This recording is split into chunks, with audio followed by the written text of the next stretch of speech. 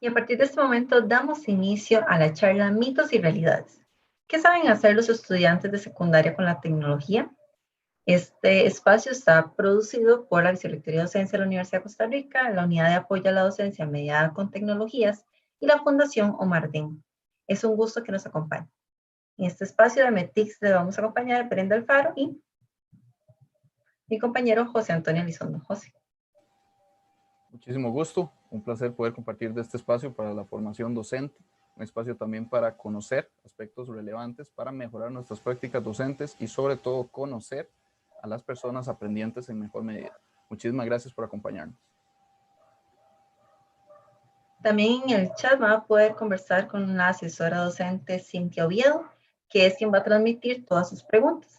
Entonces pueden utilizar ese espacio para compartirnos de dónde nos acompañan y también pueden compartirnos todas sus preguntas y comentarios y también ser parte de las interacciones de esta charla. Sin más, quiero presentarles a las personas que nos acompañan de la Fundación Omar Dengo. Primero, muchísimas gracias por acompañarnos.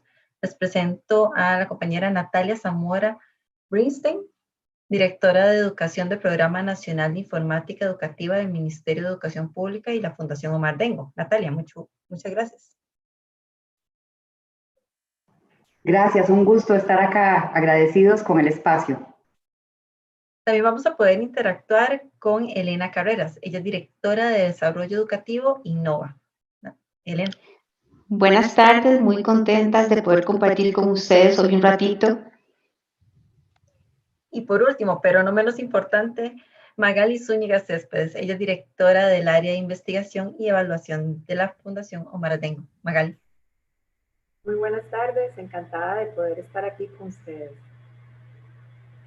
Bueno, y vamos a dejar este espacio y más bien le vamos a dar la palabra a Natalia, Magali y Elena para que nos comenten sobre este tema que realmente nos va a ayudar muchísimo para el año que viene. Muy bien, muchas gracias.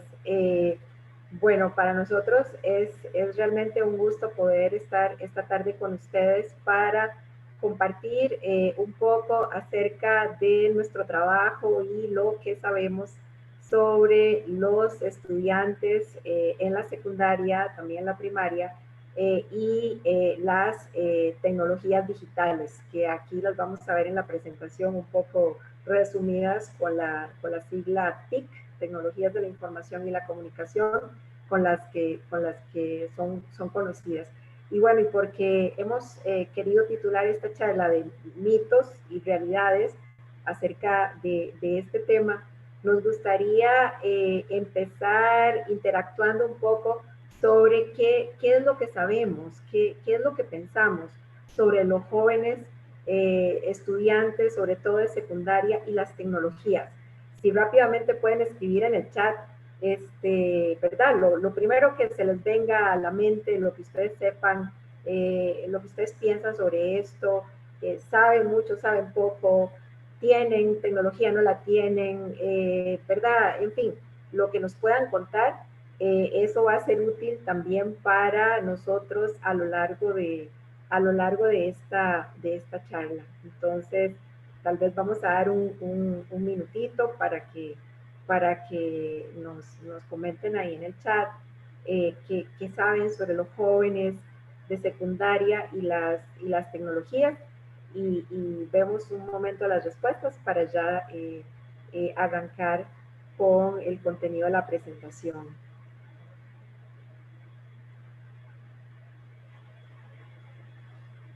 Mientras tanto, les puedo comentar que la Fundación Omar Dengo, ¿verdad? Es una institución privada sin fines de lucro que fue creada en el año de 1987 con la intención explícita de crear oportunidades educativas de calidad donde las personas puedan utilizar las tecnologías digitales para desarrollar al máximo sus capacidades de comunicación, de raciocinio, de creación y de colaboración.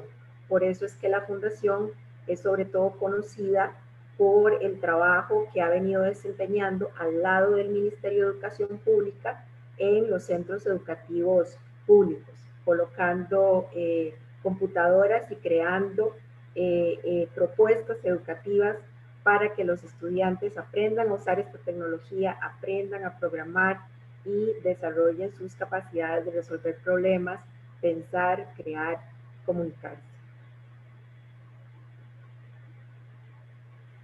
Ajá, aquí ya empezamos a tener algunas respuestas. Dice lo que piensan de los comentarios que tenemos en el chat. Dice, saben usar las redes sociales, pero siento que no hacen clic en su uso para aprendizajes formales. Un buen punto. Supongo que las personas jóvenes de estas generaciones más nuevas, 2003, 2020, ya tienen bastante conocimiento, pero claro, siempre depende de sus privilegios. A mi parecer, saben sobre aplicaciones de celular, algo de edición de videos y software básico de computadoras. Sí, muy bien. Eso es parte de, ¿verdad? De lo que pensamos cuando nos paramos, nos detenemos sobre este tema.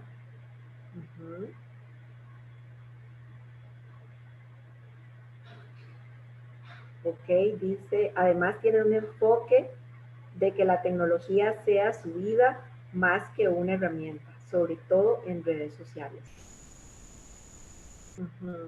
Me parece que cada vez usan más plataformas web para diferentes tareas, como diseño o presentaciones, por ejemplo. ¿Cierto?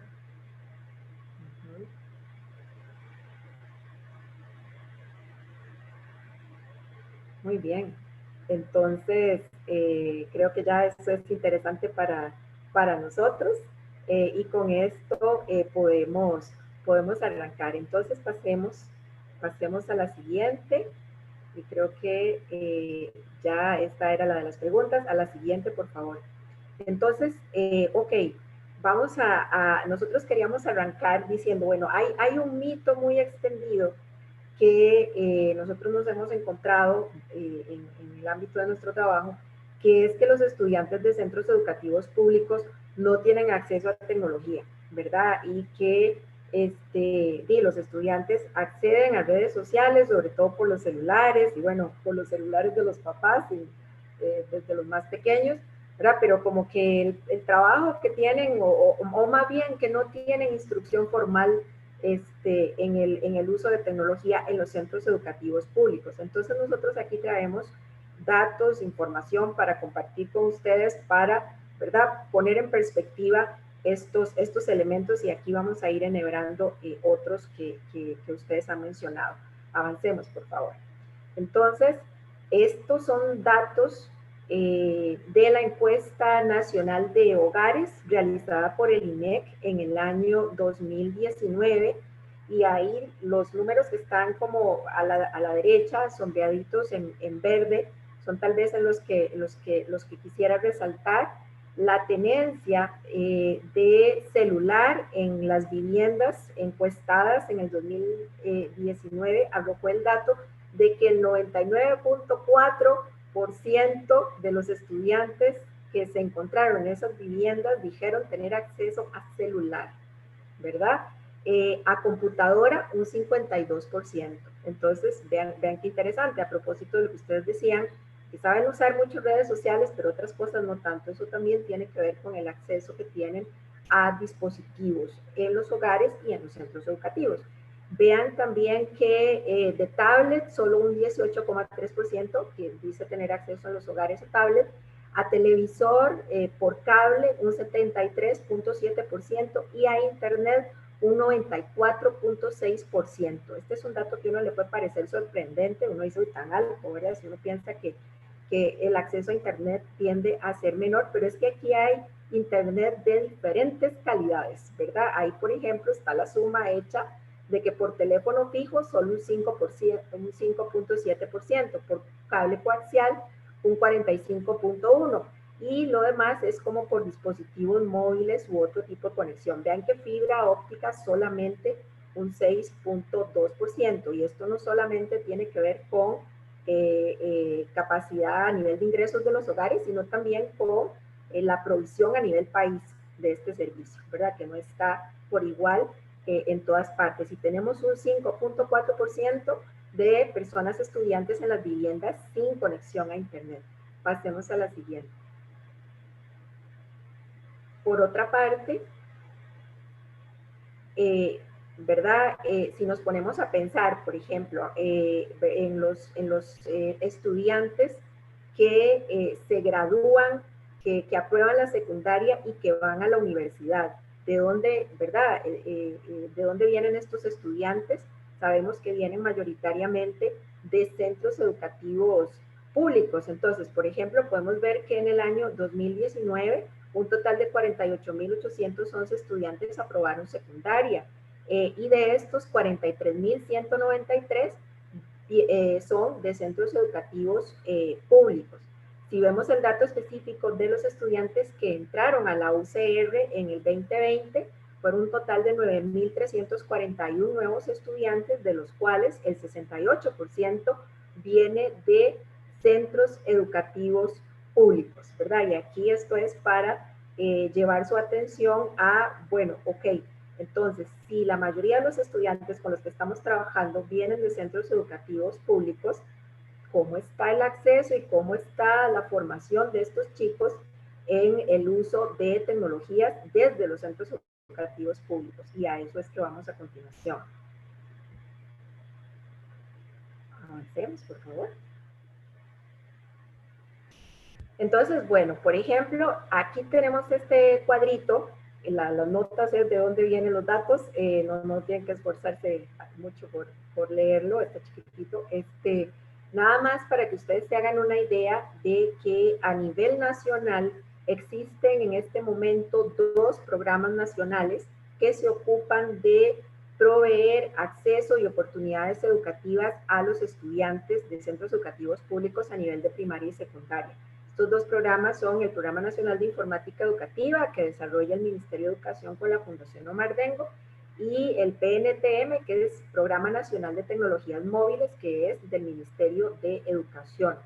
Si juntamos la cobertura de ambos programas, en este momento a nivel nacional, alcanza a un 90% de los centros educativos públicos y a un 87% de los estudiantes. Si vemos la cobertura desagregada por programa, en este momento el PRONIE MEPOD alcanza a un 83% de los centros educativos y a un 92% de los estudiantes desde el preescolar hasta el 9º año, que es el mandato que tiene por parte del Consejo Superior de Educación.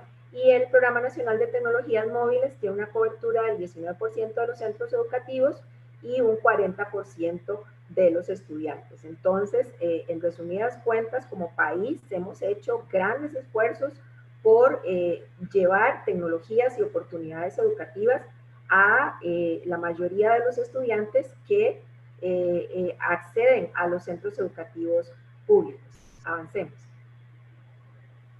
Tal vez, Magali, antes de continuar, una consulta que tal vez todos y todas están haciendo. ¿Significa de que las y los estudiantes que están entrando a la universidad tienen conocimientos básicos de uso de la tecnología, más allá que solo WhatsApp, Facebook, Instagram, TikTok? Tal vez no les doy toda la explicación, ¿sí o no? Sí. Sí, ok, sigamos. Sí, aquí sigue mi compañera Natalia. Avancemos, por favor. Bueno, yo quisiera aquí profundizar un poquito sobre uno de esos 2 programas que mencionaba Magali, que tenemos a nivel nacional, y es el Programa Nacional de Informática Educativa, que llevamos de manera conjunta desde hace 33 años el Ministerio de Educación Pública y la Fundación Omar Dengo. Es una alianza público-privada exitosa, haber pasado por varias administraciones, por varias décadas, y bueno, desde finales de los 80 venimos trabajando para poder acercar a los centros educativos públicos del país la tecnología y tener ese acceso en términos no solo de dispositivos, sino de capacitación, de propuesta educativa, de asesoría y acompañamiento a los docentes y demás. El PRONIE MEPFOD, en su acrónimo, es un modelo que busca desarrollar habilidades en los estudiantes, y obviamente esto lo hace a través de los docentes de los centros educativos, docentes regulares, docentes de informática educativa. Ha recibido premios internacionales como de la UNESCO, y al año 2019 nosotros cerrábamos alcanzando desde el PRONIE a una cobertura de más de 738,000 estudiantes de primaria, de secundaria, de preescolar, porque como bien decía Magali, el mandato que tenemos del Consejo Superior de Educación es de trabajar con estudiantes de centros educativos públicos desde preescolar hasta el tercer ciclo, hasta 9º año. Y hemos venido desarrollando propuestas educativas en 3 grandes bloques. Un bloque con el que nace el programa hace 33 años es el de la informática educativa. De hecho, el nombre, Programa Nacional de Informática Educativa, un poco se basa en ese lanzamiento de los famosos laboratorios de informática educativa, que por muchos años se conocían como el trabajo con la tortuguita, esa programación que se vino desarrollando desde tempranos tiempos. Algunos estudiantes universitarios habrán sido beneficiarios de esos y ya graduados, y tenemos casos de éxito que vamos a ver con detalle más adelante, algunos de ellos. Esa primera propuesta de informática educativa ha evolucionado y estamos enfocándola a el desarrollo de habilidades en la resolución de problemas y el desarrollo del pensamiento computacional. Y aquí trabajamos desde preescolar hasta 9º año, con propuesta educativa de preescolar, primer ciclo, segundo ciclo y tercer ciclo. Luego tenemos, desde el año 2010 para acá, un trabajo importante en lo que es el aprendizaje con tecnologías móviles, trabajando con docentes regulares. En la anterior estábamos trabajando con docentes de informática educativa en lecciones de informática educativa, 2 lecciones por semana. Este otro espacio de aprendizaje con tecnologías móviles es un espacio donde trabajamos en todas las materias. El docente utilizar la tecnología es apropiarse de la tecnología para el aprendizaje. Y aquí trabajamos con docentes regulares. En el ámbito de preescolar, primaria, secundaria, y tenemos también una propuesta enfocada en centros educativos en territorios indígenas. Y tenemos un tercer ámbito de acción que va a ampliar mi compañera Elena Carreras más adelante, que es el de las capacidades de emprendimiento y empleabilidad, que es un poco la milla extra, porque ahí damos un bonus, vamos más allá del tercer ciclo, y Elena lo va a estar profundizando. Avancemos, por favor. Aquí tenemos el mapa de Costa Rica y vemos cómo cada uno de esos puntos anaranjados es un centro educativo, como ven, por todo largo y ancho del país. En zonas remotas trabajamos con propuesta educativa de aprendizaje con tecnologías móviles en zonas rurales, zonas urbanas.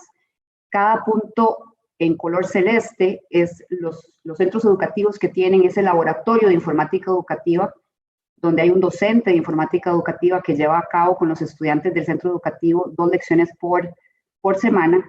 Y finalmente hay también algunos puntos repartidos de color morado, que son en donde tenemos propuesta educativa de capacidades emprendedoras y empleabilidad. Todos esos centros educativos juntos suman más de 4.050 centros educativos. Magali se estuvo refiriendo anteriormente a datos de la globalidad. Avancemos, por favor. Aquí me voy a estar refiriendo a los puntos celestes y anaranjados del mapa anterior. Vemos cómo en la primera parte de la tabla arriba están los estudiantes y los centros educativos donde tenemos propuesta trabajando en primaria. En el ámbito de aprendizaje con tecnologías móviles estamos trabajando en más de 2.370 centros educativos, alcanzando una población de más de 130.000 estudiantes. Y ahí tenemos modelos de equipamiento diferentes, tenemos laboratorios móviles o una computadora por estudiante, y trabajamos en primaria con 74.291 computadoras que están beneficiando a estudiantes con las propuestas de aprendizaje con tecnologías móviles en primaria.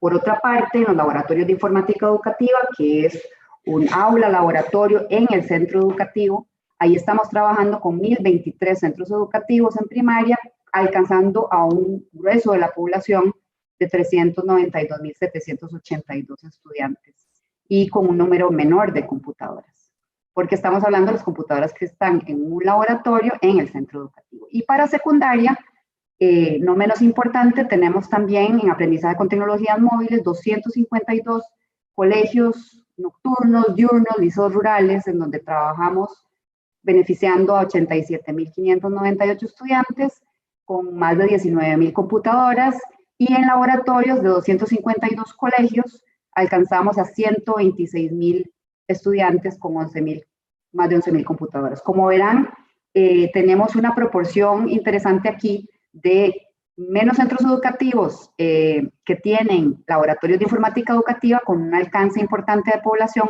pero también una buena cantidad de centros educativos de aprendizajes con tecnologías móviles con propuesta de este tipo, donde por diferentes modelos de equipamiento tenemos acceso a tecnología de muchos estudiantes. Avancemos. Natalia, solo para aclarar ahí, estos estudiantes, estos centros educativos son de educación regular, no incluye a los de los colegios técnicos profesionales.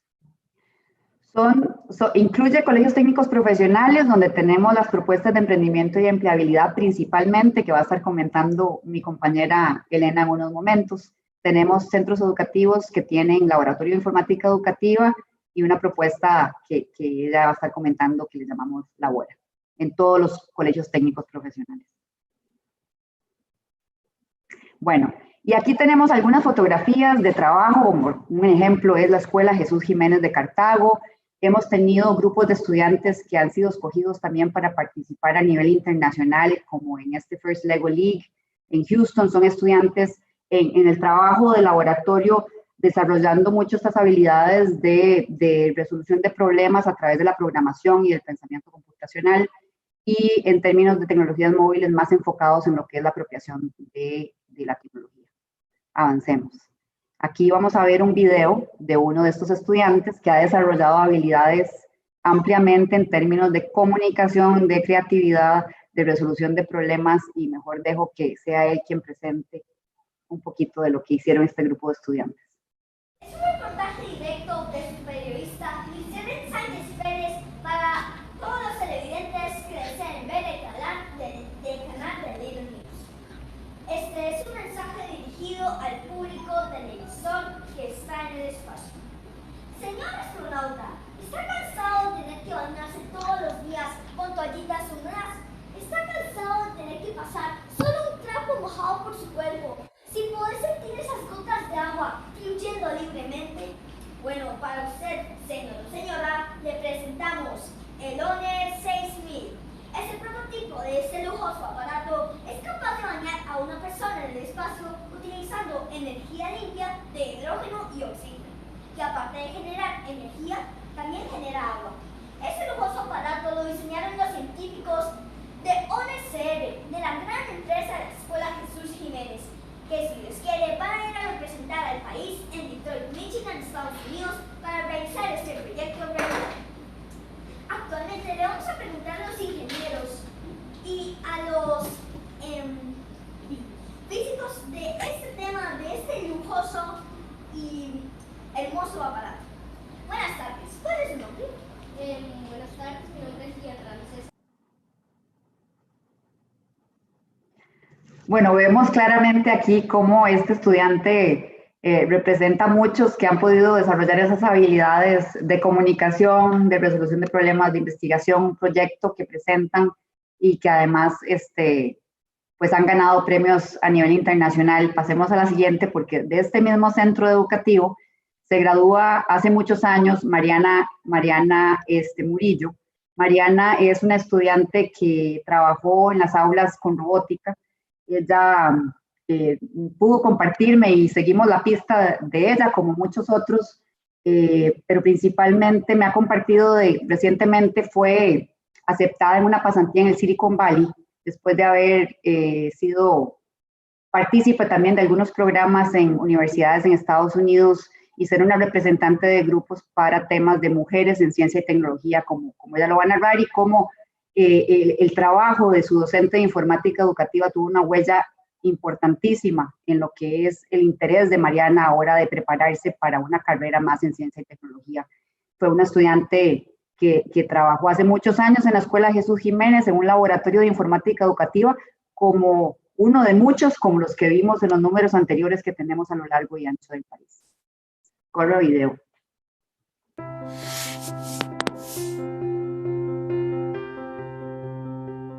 Hola, mi nombre es Mariana Murillo Baltodano, tengo 18 años y soy egresada del Programa Nacional de Informática Educativa de la Escuela de Jesús Jiménez en Cartago. En este 2019 estoy a punto de viajar a Florida Tech, a Florida Institute of Technology, para representar a la población femenina en la universidad y en la parte de ciencia y tecnología, para que a partir de esto podamos abrir muchas más oportunidades, tanto mujeres, ¿verdad?, y al resto de población de Costa Rica en el área específica de ciencia y tecnología. Entonces el hecho de recibir hace muchos años en la escuela una clase me permitió primero conocer mi pasión, conocer mi talento y a partir de eso explotarlo de buena forma, ¿sí?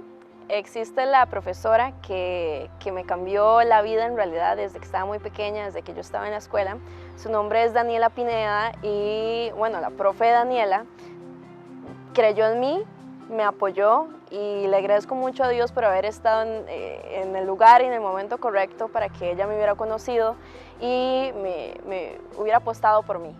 Y ella me ayudó bastante porque, bueno, recuerdo que cuando estaba en las clases de ella, que a pesar de que teníamos muy poco equipo, ella siempre trataba de hacer los retos para nosotros los estudiantes lo más difícil que podía para que nosotros aprendiéramos en el proceso, tanto en programación como construcción.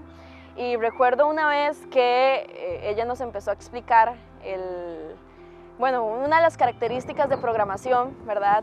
Y por más que no entendíamos, ella nunca se cansaba de explicarnos con distintos ejemplos y eso siempre se lo voy a agradecer porque por lo menos yo no soy una persona que agarra al instante tal vez el punto, el objetivo de algún tema y siempre le voy a agradecer por la paciencia, la tolerancia que me tuvo y el amor con el que me explicó cada vez que no entendía algo o cuando empezábamos algún tema. Así que gracias, profe Daniela, por esos lindos recuerdos que siempre me van a quedar y por haber apostado y creído en mí, porque gracias a eso estoy aquí. Claramente, Mariana, es un caso de éxito, de como dijimos, le seguimos pista a algunos, pero han pasado tantos estudiantes por el Programa Nacional de Informática Educativa en estos 33 años que quisimos compartir un par de ejemplos con ustedes. Adelante, a la siguiente. Y aquí es como donde podría profundizar mi compañera Elena sobre las propuestas de emprendimiento y empleabilidad.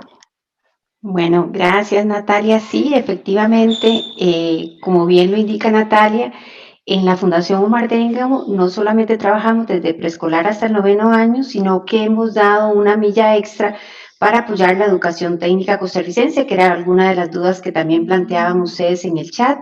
Básicamente, en la educación técnica costarricense trabajamos un proyecto que se llama Emprendimiento y Empleabilidad para los Trabajos del Futuro y este proyecto tiene dos componentes importantes. El primero, que no lo vamos a desarrollar acá dentro de la presentación porque si no se nos iba a hacer muy larga, está relacionado al desarrollar habilidades para el mundo del trabajo relacionadas con certificaciones de industria. Entonces, proponemos y capacitamos a docentes de la educación técnica en certificaciones de industria como CCNA Cisco, Python y otros temas, y les damos la oportunidad a los estudiantes que también puedan salir no solamente graduados de su especialidad, sino también certificados con una certificación adicional de industria que les permite obtener más fácil un trabajo. La propuesta que les vamos a comentar un poco acá es Labora, que es una propuesta para desarrollar habilidades de emprendimiento que desarrollamos en jóvenes, que está ubicada en 226 centros educativos de la educación técnica costarricense. Acá cuando hablamos de los 226 centros, estamos incluyendo las sesiones diurnas y nocturnas, porque en realidad son 134, pero estos 226 indican que también estamos trabajando no solamente con jóvenes, sino también con adultos en este proceso de simulación. Y se preguntarán, ¿verdad? ¿Qué es Labora? Pues Labora básicamente es un proceso donde los jóvenes simulan la creación de una empresa y básicamente lo que hacen es desarrollar habilidades para el emprendimiento, habilidades técnicas en la gestión administrativa y sobre todo elementos de cómo incorporar la tecnología al mundo de los negocios. Esto se desarrolla como una materia, como lo que podríamos llamar una materia, es una subárea de los programas de estudio, son 160 horas que a partir del año que viene, con los nuevos programas de estudio, se van a estar implementando en todos los quintos años del colegio y vamos a poder atender con esa gran cantidad de horas en este proceso a un total de estos 226 centros educativos y estamos abarcando a casi 10.415 estudiantes y un promedio de 650 a 700 empresas que se generan. Adelante, José. Ahora queríamos un poco mostrarles a través de un video realmente lo que hacen los chicos. Este es un video del colegio de Cotepecos. Ellos fueron unos de los ganadores de una de las categorías del encuentro Labora que tuvimos el pasado 8 de octubre y un poco refleja todo lo que se desarrolla dentro de una empresa Labora. Adelante, José, gracias.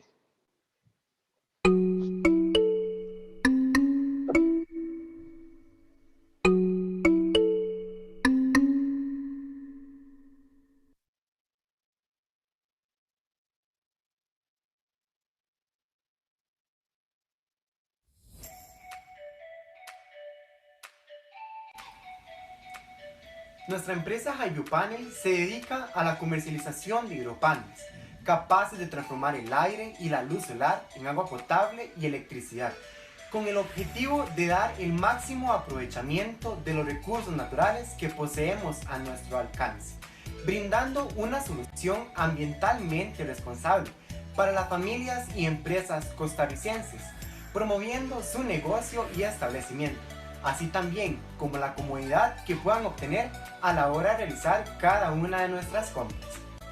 Debido a la comercialización de este producto, nuestro país presentará un aumento económico con la creación de fuentes de empleo.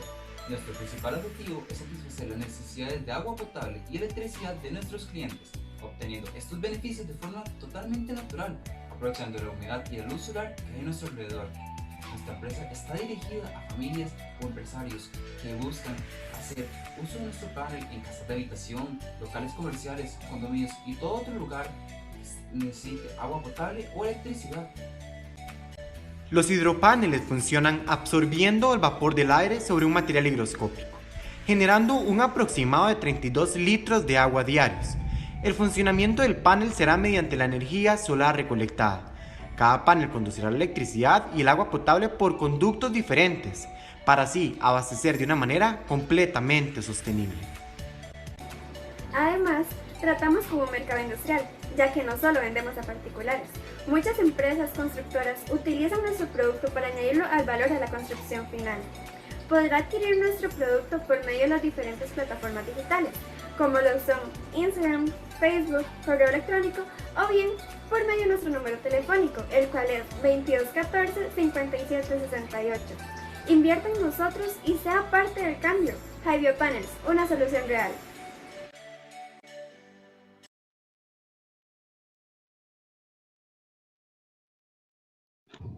Como pudieron observar, los chicos desarrollan toda su empresa desde la generación de la idea, planteando un poco la necesidad o las problemáticas de la comunidad y hacen todo el proceso de simulación y creación de la propuesta. Es muy interesante el trabajo que hacen los docentes acá porque no se esta propuesta no la trabaja un solo docente, sino que la trabaja el docente de informática educativa acompañado del docente de la especialidad y así crean la empresa. El proceso de capacitación que también realizamos es un proceso que se realiza de manera simulada, donde los docentes aprenden a desarrollar y a generar la idea de negocio. Un poco practican lo mismo que hacen los estudiantes y es por eso que ha tenido gran éxito la creación de empresas de práctica a nivel costarricense. Adelante. Sí, bueno, y ya para ir cerrando con este mito 1, nada más contarles que a propósito, ¿verdad? De que los estudiantes sí están teniendo contacto, sí están aprendiendo en los centros educativos públicos una serie de habilidades con el uso de tecnología, contarles, por ejemplo, este otro caso donde gracias a una alianza que ha tenido la Fundación Omar Dengo con la Universidad de Melbourne, en un consorcio de investigación que inició allá por el año 2011 y luego una alianza que se ha mantenido hasta ahora, los estudiantes, una muestra de estudiantes de colegios públicos ha tenido la oportunidad de hacer una prueba internacional para medir la habilidad de resolución colaborativa de problemas, que es una prueba muy interesante porque es un escenario interactivo y colaborativo, donde los estudiantes tienen que resolver en parejas, cada estudiante con otro que no conoce, que no sabe dónde está, una serie de problemas que le aparecen allí en la pantalla, para los cuales tienen que colaborar. Para resolverlo tienen que colaborar, y es una prueba completamente diferente a la que a todas las demás que los estudiantes han enfrentado, y que también nos ayuda a prepararlos para ver posibilidades de uso de la tecnología, también con la finalidad de evaluar habilidades y de evaluar aprendizajes. Avancemos a la siguiente. Entonces, la conclusión que tenemos en relación con este mito 1 relativo a que los estudiantes no tienen acceso a tecnología, y también con lo que veíamos al inicio, ¿será que saben hacer algo más que usar WhatsApp y redes sociales? Bueno, lo que podemos concluir de toda esta información es que la mayoría de los estudiantes de centros educativos públicos sí tienen acceso a tecnologías digitales y a conectividades de los centros educativos y desde los hogares. Sin embargo, hay más cobertura de computadoras y experiencias educativas enriquecedoras desde los centros educativos, gracias al trabajo de programas como el PRONIE MECFOR. Adelante, Brenda. Y entonces, bueno, estamos en este punto y ya vimos que los estudiantes sí tienen acceso a computadoras. Más de 500 colegios tienen un espacio y son parte de este programa. Entonces, a ver, no entiendo. A nosotros siempre nos han dicho que los estudiantes no tienen acceso a tecnología y que solo conocen el celular. Entonces, eso es mentira. Pues con los datos que hemos visto, creo que podemos, ¿verdad? Como decir, desmitificar esa idea. Ajá. Natalia. Bueno, vamos a avanzar con el segundo mito de esta tarde. Hay un mito que indica que los estudiantes de centros educativos públicos de zonas rurales no tienen acceso a la tecnología. Pasemos a la siguiente. Entonces vamos a ver con algunos datos aquí cómo este mito de que no hay acceso en la ruralidad, vamos a ver algunos datos y cada uno se formará su criterio. Aquí primero nos vamos a enfocar en conectividad y vemos cómo en el país hay una relación inversa, puesto que hay un 88% de escuelas urbanas que tienen conectividad y un 97% en la ruralidad. Y claro, aquí ustedes se preguntarán, bueno, ¿cuál ancho de banda tienen? Y sí, ese es un punto válido, pero en general tienen conectividad más en los centros educativos rurales que en las escuelas urbanas. Pasemos al siguiente para verla ahora en términos de propuesta educativa, donde dotamos de equipamiento y de capacitación al docente. Ya vimos conectividad, ahora nos enfocamos en estos otros dos elementos del acceso. Lo vemos aquí por zona y por instituciones. Vemos que el total de los centros educativos beneficiados en la ruralidad son 2.348. El total de los beneficiados del Programa Nacional de Informática Educativa a diciembre del 2019. Hay un grueso de centros educativos rurales y no menos importante, pero en menor número, urbanos.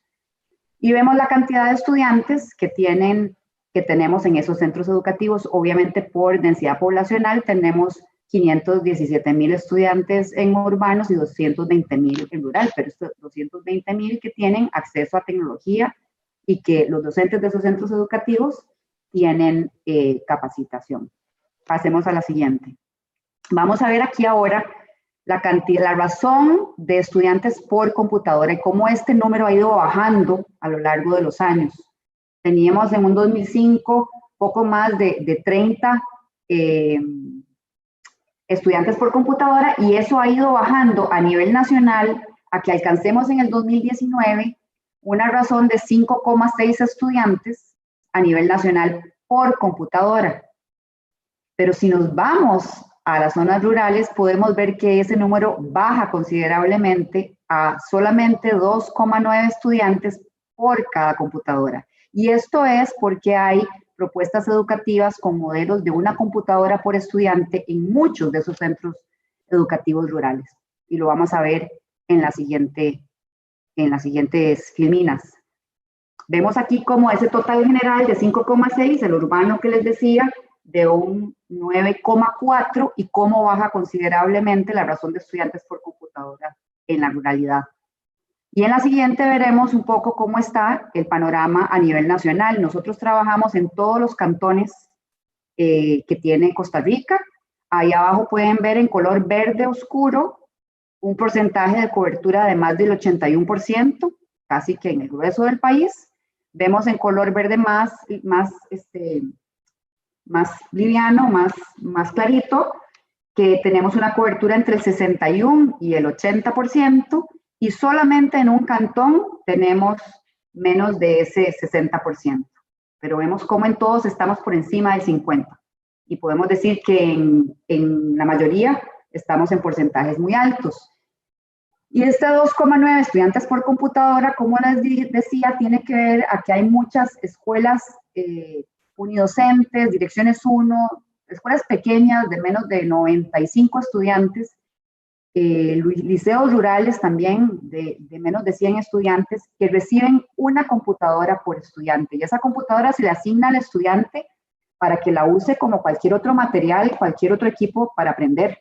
Y ese estudiante puede utilizar esa computadora durante las vacaciones, se la llevan para la casa los fines de semana, y entonces de alguna manera se extiende ese beneficio también a que haya alfabetización digital entre generaciones, porque muchas veces estudiantes enseñan a los abuelos a trabajar con las computadoras, y de manera tal que eso es lo que explica que haya una buena cantidad de computadoras en la ruralidad y un beneficio, y que esa razón de estudiantes por computadora sea bastante más baja en zona rural que en zona urbana. Pasemos a la siguiente. Aquí vemos algunas escuelas fotos de algunas escuelas lejanas, en rincones del país lejanos, como por ejemplo el Valle de la Estrella, o esta otra escuela Villa Palacios en Cotobruz. Tenemos bastantes escuelas en zonas indígenas, donde inclusive no hay electricidad, y la Fundación Omar Dengo ha hecho un esfuerzo extra para poder llevar paneles fotovoltaicos de manera tal que cuenten con la energía para poder conectar los equipos. Y muchos de ellos tienen o un laboratorio móvil a lo interno del centro educativo o una computadora por estudiante. Pasemos a la siguiente. De esta manera, para cerrar el mito 2, es que planteaba que los estudiantes de zonas rurales no tienen acceso a tecnología, pues nosotros con estos datos demostramos que centros educativos de las zonas rurales poseen ese acceso, inclusive más que en zonas rurales. Adelante. Pasaríamos al mito 3. Sí, esta es la pregunta, porque el mito es que saben hacerlo todo. ¿Eso es cierto? ¿O por qué nos encontramos con estudiantes que no saben hacer cosas? ¿Qué es lo que pasa? ¿Son o no son nativos? Sí, muy bien, a eso vamos, a las implicaciones que ha tenido el concepto de nativo digital, ¿verdad? Y también la fluidez con la que los estudiantes pueden operar dispositivos que a los adultos nos deja pasmados y nos hace pensar que ya saben hacerlo todo. Avancemos. Sin embargo, aquí es muy importante tener en cuenta qué significa ser competente digitalmente. Este es un concepto que se ha venido acuñando, ¿verdad? En años recientes, el de competencia digital, justamente para salirle al paso a que ser competente digitalmente, es decir, saber utilizar las tecnologías digitales, o como alguna gente ha dicho también, es el otro concepto que se ha usado, alfabetización digital en un sentido fuerte, implica mucho más que saber operar dispositivos o redes sociales, ¿verdad? Implica saber acceder, gestionar, comprender, integrar, comunicar, evaluar y crear información. Disculpen que vaya muy rápido, pero es que ya nos pasamos el tiempo. La competencia digital se refiere al uso responsable, seguro, crítico de las tecnologías digitales para ponerlas al servicio de lo que las personas quieren hacer, no nada más ser consumidores de tecnología. Y este es en buena parte el cometido de nuestro trabajo. Avancemos en la Fundación Omar Dengo y el Programa Nacional de Informática Educativa. Entonces, bueno, hoy en día ya no solo es necesario aprender cómo usar las tecnologías para aprender, que en un principio pensamos que era una buena idea usarlas como una herramienta de aprendizaje, sin duda eso sigue siendo muy importante, pero también, y hay que aprender a hacer eso, ¿verdad? Porque saber operar dispositivos no quiere decir que ya se sabe utilizar las tecnologías para investigar, para resolver problemas, para crear, para colaborar, ¿verdad? Sino que además hay que aprender sobre las tecnologías, hay que entender cómo funcionan. La programación se ha equiparado con un nuevo lenguaje en el cual tenemos que ser igualmente alfabetizados, igual que en nuestra lengua materna, igual que en lenguaje científico, en lenguaje matemático, en lenguaje de finanzas. Tenemos que ser alfabetizados en lenguajes de programación para poder entender cómo es que funcionan hoy en día las tecnologías digitales. Avancemos.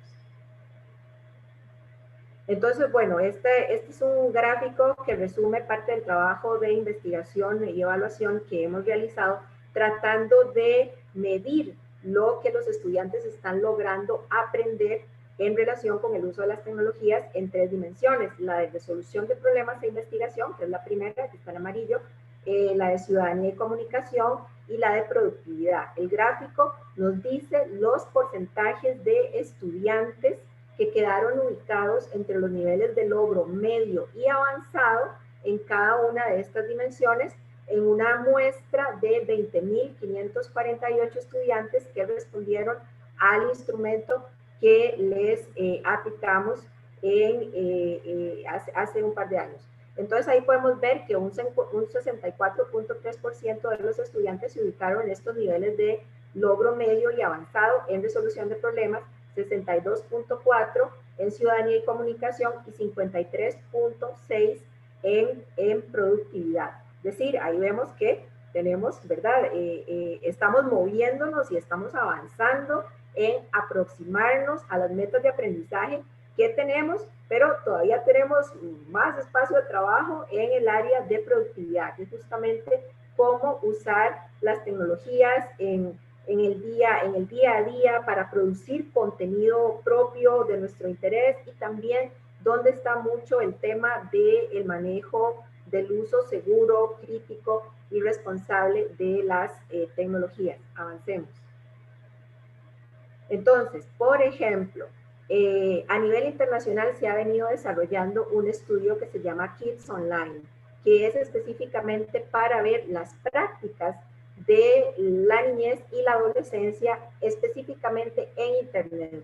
Este estudio a nivel internacional, y ya Costa Rica también participó de ese estudio, ahorita vamos a ver los datos específicos de nuestro país.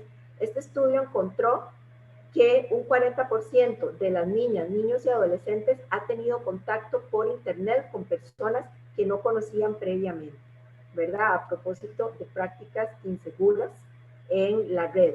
Alrededor de un 20% de niñas, niños y adolescentes en todos los países reportaron haber sufrido bullying u hostigamiento en el último año, y niñas, niños y adolescentes afirman verse expuestos a contenidos sensibles, por ejemplo, relacionados con suicidios, anorexia, drogas o violencia. Y el consumo y envío de contenido de tipo sexual es una práctica presente sobre todo en varones y adolescentes de mayor edad. A propósito de, bueno, entonces este acceso enorme a celulares, este acceso enorme a redes sociales es una llamada de atención, porque tenemos que reforzar muchísimo las competencias de nuestros estudiantes para hacer un uso crítico y seguro de estos dispositivos. Elena nos va a presentar los resultados de Costa Rica. Sí, la siguiente, un poco más para profundizar sobre esta problemática que tenemos. Bueno, efectivamente podemos ver que un 24% de los niños costarricenses indicaron haber visto imágenes sexuales o de gente desnuda en el último año. Hay otro dato también que llama la atención, que es un 13% indicó haber contactado a personas desconocidas, ¿verdad? Temas muy peligrosos y sabemos las implicaciones que esto puede tener, y de estos un 41% culminó con un encuentro en persona, un 5% de los niños y adolescentes usuarios de Internet indicó haber sido tratado de manera ofensiva o desagradable a través de un celular, tablet, laptop o computadora. La siguiente, por favor. Y pues un poco ahí vemos y se refleja todo el tema de hacer uso seguro, responsable y crítico, ¿verdad? Eso es un gran reto que tenemos como país, porque tenemos, nuestros niños, niñas y adolescentes tienen la oportunidad de tener acceso a las tecnologías, ya lo vimos, ¿no? Dentro de la escuela, pero también fuera de la escuela, y es una situación país que debemos enfrentar y realmente trabajar en este mito. Porque la situación actual que tenemos es que saben operar los dispositivos, usar las tecnologías para aprender y muchos saben de programación. Tenemos ahí algunos retos por resolver, pero sí lo vimos, pero no obstante, hay muchos de ellos que no saben resolver problemas de información y tenemos que trabajar más en esta parte, ni hacer un uso responsable, seguro de las tecnologías digitales en las redes sociales. Bueno, Esto sería... A esto podemos agregar que muchas de las últimas investigaciones acerca de estos temas amplían más bien hasta las competencias. Entonces ven que las competencias básicas todavía tenemos que fortalecerlas y hay un montón más que cuando ya entren a la universidad van a tener que desarrollar porque va a ser parte de sus competencias como profesionales. Entonces ya vienen con una serie de ya desarrolladas algunas competencias, pero necesitamos construir más y desarrollar más con ellos. Eso es muy importante y cada vez se van identificando más competencias. Por ejemplo, las últimas que vi es que una de las competencias que se está promocionando es que la persona sea capaz de traducir a nivel de imagen lo que está pensando, más allá que solo el video. Entonces, son cosas que las empresas van viendo, las instituciones y las entidades que necesitan del futuro profesional y sobre todo la sociedad para poder interactuar. Véanos ahora, todos estamos en virtual. Bueno, es parte de nuestros nuevos entornos de convivencia. Exacto, Brenda. Bueno, aquí queríamos un poco cerrar la presentación y más bien abrir, no sé qué tiempo tenemos para abrir al espacio de preguntas. Si quieres adelantamos, José, para si hay alguna pregunta, comentario, por favor, que nos la pongan en el chat.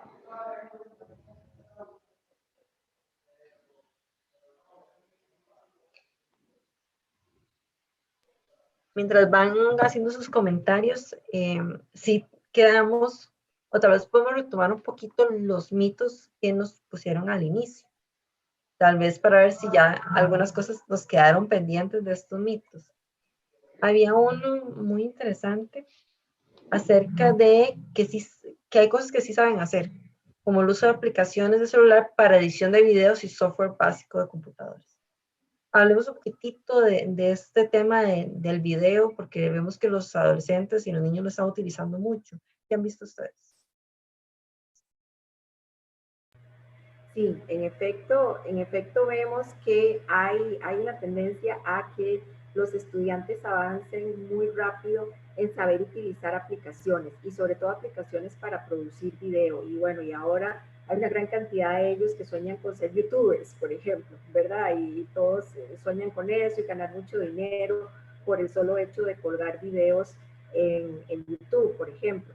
Pero todo eso lo que vemos es que lo que está un poco más rezagado es ese acompañamiento en cuanto a que el video es una manera de producir contenido, de transmitir contenido, que ahí hay un contenido que tiene que ser pensado, ahí hay derechos de autor si estoy usando material de otras personas, hay derechos de autor míos si yo estoy produciendo y que tengo que proteger, ¿verdad? Hay temas de propiedad intelectual, ¿verdad? De no ser ofensivo ni discriminador, ¿verdad? Es decir, una serie de elementos que necesitan el acompañamiento de los y las educadoras, no solo a nivel de la primaria y la secundaria, sino también a nivel universitario, ¿verdad? Y de abrir la perspectiva crítica también sobre los medios digitales, sus alcances, sus limitaciones, ¿verdad? Y las consecuencias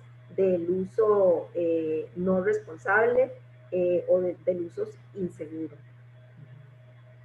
que Magali toca un tema muy importante y es el tema de los derechos de autor y cómo estamos manejándolo, tanto como docentes como los estudiantes en su vida personal y también en la profesional y en la académica. A veces solo agarramos cosas de cualquier lado y las incluimos en nuestros productos y no, tienen un derecho de autor atrás. Y tal vez para seguir con esta misma línea de productos, Walter nos dice que respecto a trasladar imágenes a algo más, se refiere a un lenguaje visual como diseño gráfico o visuales. En cuanto a esa competencia, podríamos decirle que sí, que es otro tipo de productos muy unido al visual thinking, que busca que las personas puedan referirse e interpretar cosas y que sus pensamientos se trasladen a la imagen. Pero ustedes han visto otro tipo de prácticas relacionadas con la imagen.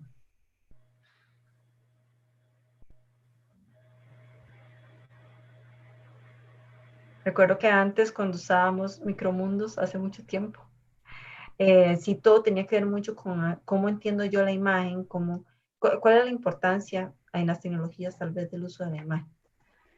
Bueno, me puedo referir a la propuesta, por ejemplo, de informática educativa para séptimos años en el colegio, todo lo que es la programación orientada a objetos, donde tienen que programar en tercera dimensión, en 3D. Entonces estamos yendo un paso más allá de lo que es hacer video o hacer presentaciones o por un comentario que estoy leyendo aquí, subir videos a TikTok o cualquiera de estas cosas.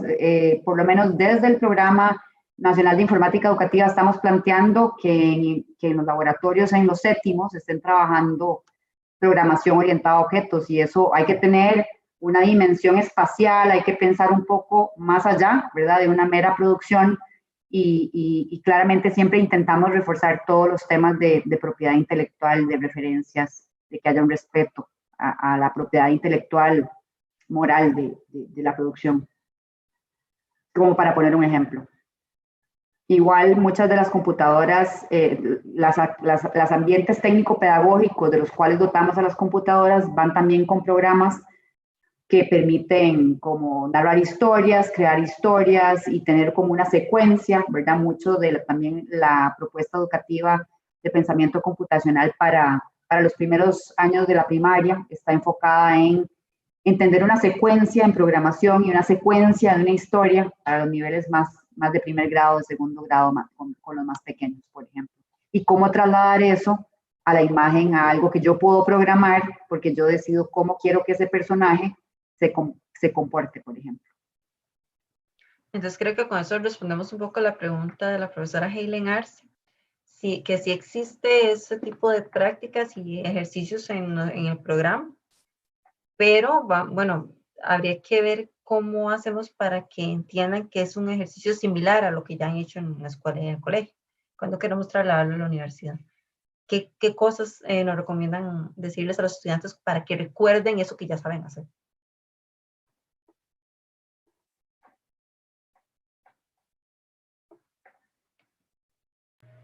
Sí, bueno, aquí eso es una cosa interesante, ¿sabes, Brenda? Porque a veces los estudiantes no, considerando, ¿verdad?, que son cosas que vieron cuando eran niños y adolescentes y además tal vez las trabajaron con nombres diferentes.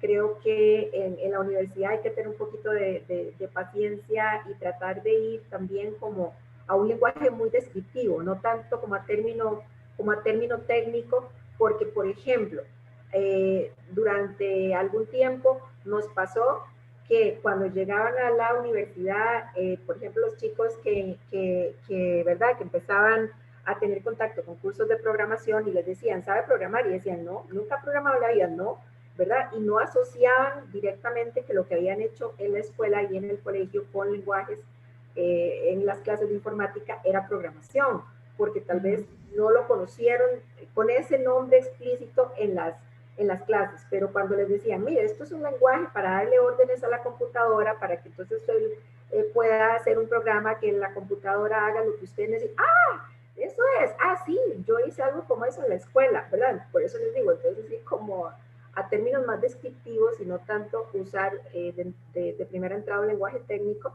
porque eso puede impedir la comunicación. Hay una pregunta ahí también acerca de si se están desarrollando, incluyendo los programas actuales, herramientas para poder usar responsablemente la información. Sí, así es. Este ha sido un trabajo a lo largo de los años, ¿verdad? De usar responsablemente en el sentido de referenciar adecuadamente, de mirar las fuentes, de tener criterios para discriminar fuentes. Sin embargo, les podemos decir que también es un trabajo como que tiene que ser muy constante a lo largo de todos los años y bueno, y de seguro ustedes como profesores universitarios se vuelven a topar con el mismo reto. Y aquí para nosotros es muy importante insistir también con los formadores de formadores, con los profesores de educadores, ¿verdad? De la importancia de trabajar este tema, porque nosotros hemos tenido situaciones donde profesores de primaria nos escriben correos muy enojados para decirnos que cómo se nos ocurre a nosotros pedirle a estudiantes de cuarto grado que pongan una referencia de un trabajo de investigación e informática educativa. ¿Que eso para qué? ¿Que eso por qué? ¿Que verdad? ¿Que eso a qué viene? ¿Qué importancia tiene? ¿Verdad? Y nosotros tratando de formar en la importancia del respeto a la propiedad intelectual y de la defensa de la propiedad intelectual, porque no solo respetar la propiedad ajena, sino proteger la propia, ¿verdad? Y que hay que empezar desde los pequeños. Y de pronto tenemos reacciones de este tipo, ¿verdad? De los mismos educadores. Bueno, un caso aislado, pero es parte de, entonces, sobre la importancia. Nunca se puede dejar de insistir sobre este tema.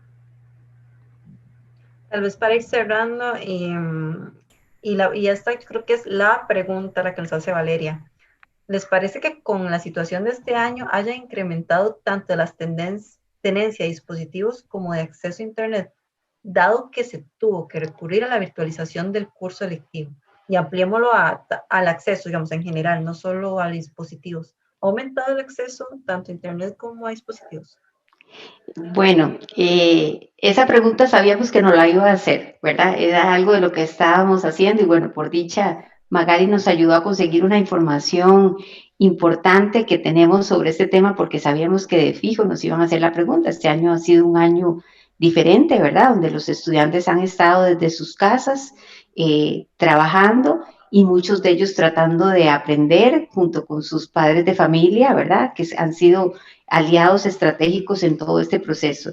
Y bueno, efectivamente no es igual para todos, ¿verdad? Hay algunas diferencias importantes que Magali va ahora a profundizar un poquito, pero básicamente lo que podríamos decir de manera general, y ahora Magali les va a dar algunos datos más exactos, es que sí, efectivamente, hay un 30% de estudiantes que tienen poco acceso a todo este tema de las tecnologías en su hogar.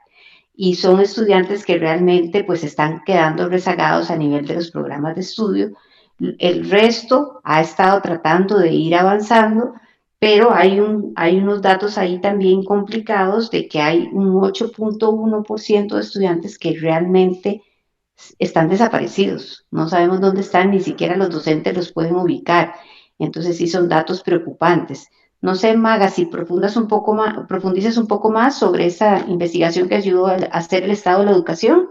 Sí, estos son datos del Ministerio de Educación Pública, ¿verdad? Porque ustedes saben que ellos se dieron a la tarea de levantar la información acerca de la condición de cada uno de los estudiantes para poder distribuirlos en una serie de escenarios de trabajo distintos que han tenido que asumir los educadores. Entonces, sí, como Elena decía, entre un 8% de estudiantes que no se lograron contactar a partir de que se suspendieron las clases y los estudiantes que no tienen acceso a ningún tipo ni de dispositivo ni de conectividad, se suma alrededor de un 30%. El resto sí tiene algún acceso a dispositivos o a conectividad.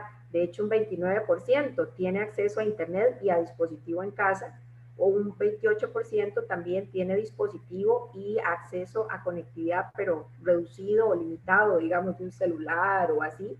Y un 13.4% de los estudiantes cuenta con algún dispositivo, pero con ninguna conectividad.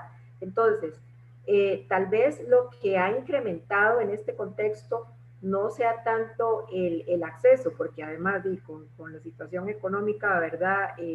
Muy, muy difícil. Sin embargo, el uso de tecnologías digitales para darle soporte a actividades de aprendizaje, por supuesto que sí ha incrementado, ¿verdad? Y es lo que ha permitido mantener el vínculo educativo con por lo menos un 70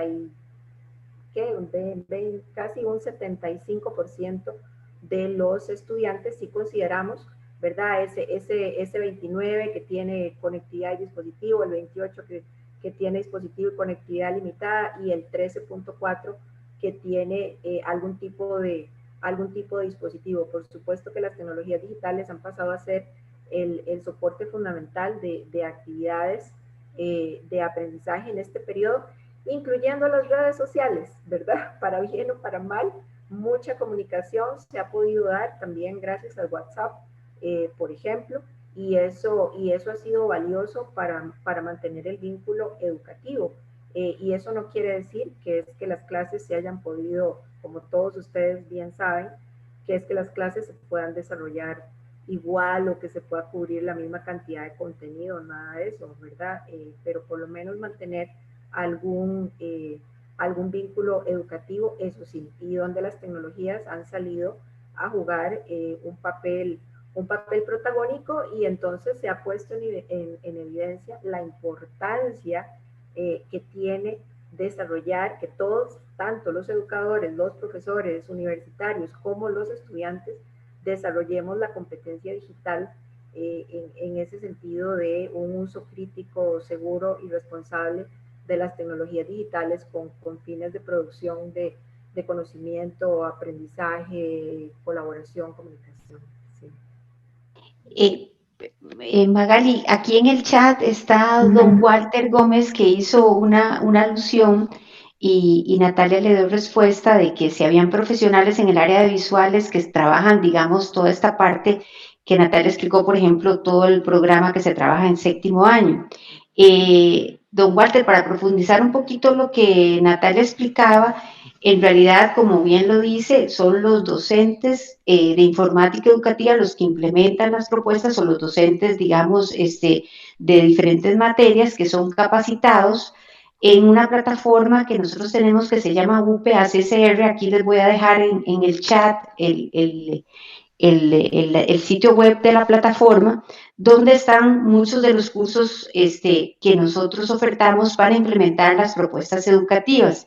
Y pues básicamente ahí sí se hace un esfuerzo, don Walter, porque entiendo su preocupación de que en el diseño del curso mismo sí se desarrollen, digamos, esas destrezas. Los cursos sí son diseñados por expertos en contenidos visuales y tratan de transmitir toda esta parte, digamos, a los docentes, porque, bueno, realmente entendemos que también hay una limitación financiera del ministerio para el pago de los docentes. Entonces, por ahí es que tratamos de mitigar un poco y tratar de hacer ofertas de capacitación de muy alta calidad, con mucho cuidado en todo ese tema de temáticas del uso de las imágenes dentro de nuestros cursos de UPE. Y están todos cordialmente invitados a que puedan accesarlos, son totalmente gratuitos y pueden accesar a la dirección y ver un poco ahí nuestra oferta.